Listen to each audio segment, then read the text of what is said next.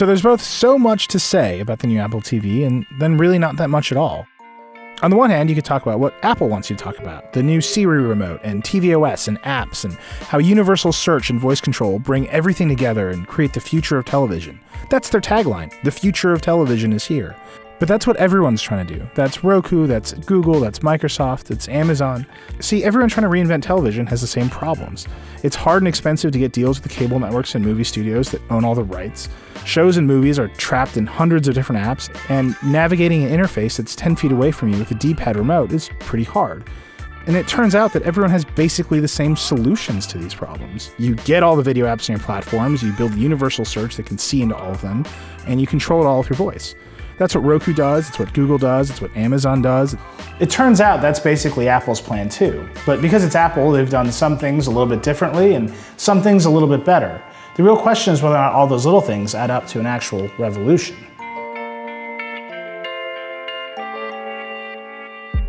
So the actual hardware of the new Apple TV is pretty interesting. It's a black box, just about twice as tall as the old black box, with a handful of ports in the back and a dual-core A8 processor inside. It's boring, but it's supposed to be. It's intended to fade away.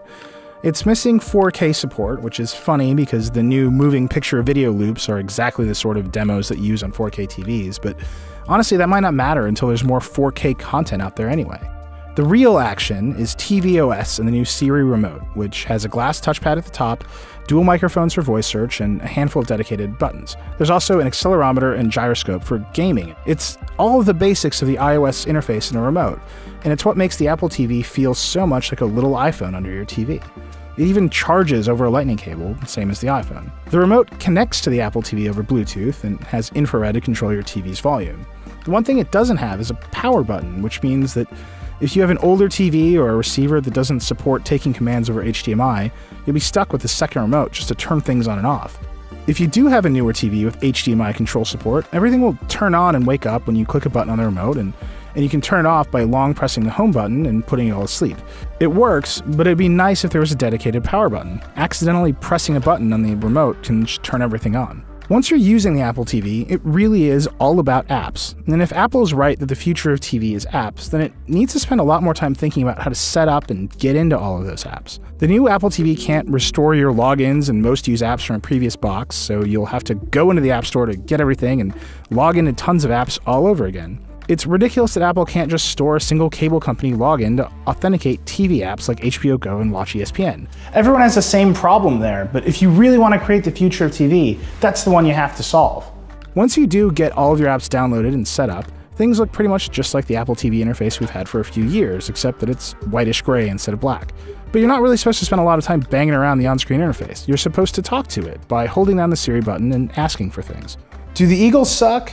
Siri's pretty smart. You can ask for specific shows and movies, you can search by actors, you can ask for weather and sports scores, you can even control playback in interesting ways by saying things like, "What did she say?" which automatically rewinds 15 seconds and turns on captions so you can see what she said. Yeah, just off the record. Okay. Once you've logged into your various video apps, Siri can search them too, so you'll see various HBO, Netflix, and Hulu options right in your results. You can also get pretty granular and ask for things like popular 80s action movies on Netflix, which is pretty cool. But Siri can't do everything. It can't control music at all. Apple only lets big players like Netflix and Hulu into those search results, and you can't use it to search the App Store, which is a huge oversight. Siri also can't help you search inside an app or even dictate in text boxes, which means YouTube search is still just hunt and peck with the remote. It also doesn't understand Netflix and chill, which is probably for the best. Of course, you can also navigate using the glass touchpad on the remote. It's really fun, but it doesn't really add much to the experience. There isn't a single part of the Apple TV interface that I found that actually requires the touchpad.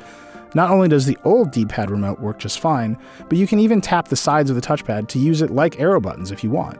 It's cool and fun to have a touchpad, but until game and app developers really take advantage of it, it's actually not that much better than the old remote.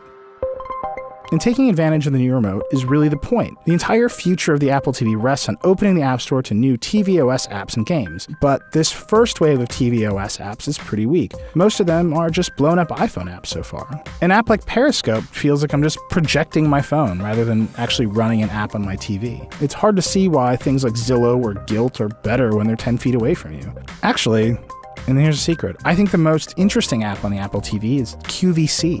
It's the only app that actually mixes television with interactivity. It lets you buy what they're showing on QVC. I don't think you should buy anything on QVC, but it's really interesting. The other thing that's really fun is playing games on the Apple TV, even if they're mostly just bigger iPhone games. I love playing Does Not Commute, and Jetpack Joyride is pretty fun on a huge screen. They don't look anywhere near as good as an Xbox One or PS4, but that's not the point. They're a really nice addition to an entertainment box, and if you're bored, they're waiting for you. So there's the promise, and then there's reality. And the reality right now is that the new Apple TV is the nicest TV streaming box available, but it is basically the same idea as every other streaming box out there. It just has tons and tons of extra potential. So, if you need to buy a new TV streaming box, you should buy it. You will be very happy with it. But if you don't actually need to buy one, I'd wait.